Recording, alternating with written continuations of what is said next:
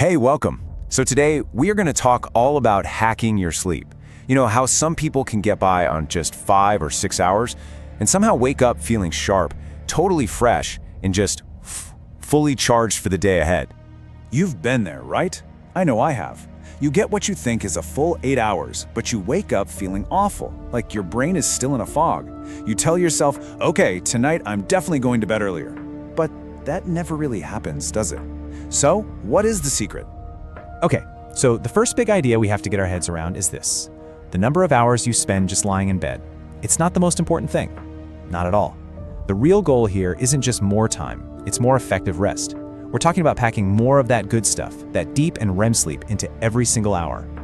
So yeah, let's actually get into the science of what real rest even means, because it's not just about being unconscious for a few hours. It's about what your brain and your body are actively doing while you're out. You see, your sleep isn't this one long, flat line. No. Instead, your brain moves through these repeating patterns, these little cycles that last about 90 minutes each. And this 90-minute block is the fundamental unit of sleep. Understanding this is the absolute key to waking up feeling energized. So inside each of those 90-minute cycles, you're actually moving through 5 different stages. You start off in a light sleep, you drift down into a deeper sleep, and then you hit the 2 most important parts: deep sleep, which is for your body, and REM sleep, which is for your brain. When you let these cycles run clean and uninterrupted, that's when you get the full recovery you need. Let's break that down. First up, deep sleep. I want you to think of this as physical restoration. This is where all the magic happens for your body, right? Your muscles get repaired, your immune system gets a boost, and your energy stores are completely recharged for the next day. And then you've got REM sleep. This is all about brain recovery. This is when your brain sorts through all the information from the day, consolidates memories, and basically gets you focused for tomorrow. It's also where a lot of creative problem solving happens.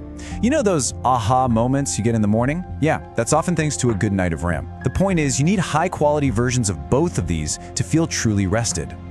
All right, so now that we've got the science down, let's talk about the practical stuff. The actual science-backed system you can start using tonight to make 5 or 6 hours of sleep feel like a full 8. This whole system really just boils down to 3 core rules. Think of them as pillars. When you follow these consistently, you're basically training your body for super efficient recovery. Let's dig into each one. First is the 3-2-1 method, and this is an absolute game changer for winding down. It's simple. 3 hours before bed, stop eating heavy meals. 2 hours before bed, no more work, no more stress. And that last hour before bed, no screens. This simple little sequence is a powerful signal to your nervous system that it's time to shut down and prepare for rest. Okay, remember this number, 90 minutes. Just burn it into your brain. This is the length of one full sleep cycle. Planning your sleep around this magic number is the real secret to waking up without that horrible, groggy feeling. So here's how you actually use the 90-minute rule. Instead of just picking a random time to wake up, you calculate it in these 90-minute blocks. Waking up at the end of a cycle, say after 6 hours, which is 4 full cycles, leaves you feeling incredible because your alarm isn't ripping your brain out of the middle of a deep sleep phase. And what you do the second you wake up is just as important. Seriously, do not touch your phone. The first thing you should do is get some sunlight, even just for 10 minutes. It resets your internal clock. Then, splash your face with cold water or do a few quick push-ups. This gives you a little dopamine boost and just clears away any of that leftover sleepiness. Okay, so for those of you who really want to take this to the next level and become true masters of your energy, let's go over a few advanced hacks to really fine-tune your system. Let's talk caffeine. You know, it has a half-life of about 6 to 8 hours. What that means is that coffee you had at 3 p.m., half of it is still active in your system when you're trying to go to bed. And look at the impact. It can slash your deep sleep quality by up to 30%. That is huge. So the rule here is super simple. No caffeine after 2 p.m. Period. Your environment is also absolutely critical. Your body is designed to get more deep sleep when it's cold and dark. So you need to think of your bedroom as a sleep cave. Keep it cool. Make it pitch black. Get a sleep mask, get blackout curtains, whatever it takes. And if you need to, use some white noise to block out any distracting sounds. You know that feeling of lying in bed with your mind just racing?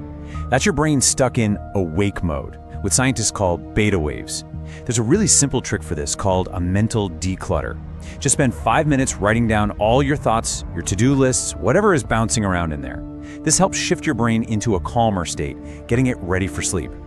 You know, when you really get down to it, this is all about a fundamental shift in your mindset.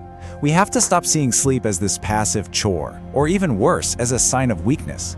We need to start seeing it for what it truly is, your single most powerful tool for high performance. I mean, this quote just says it all, doesn't it? Success isn't some competition to see who can stay up the latest. It's about who wakes up the sharpest. The whole goal is to master this idea of efficient recovery, so you can wake up with the clarity and the energy you need to go out and win the day. And that's really the question I want to leave you with. When you put your head on the pillow tonight, I want you to ask yourself, are you just putting in the time, or are you actually actively recovering? Because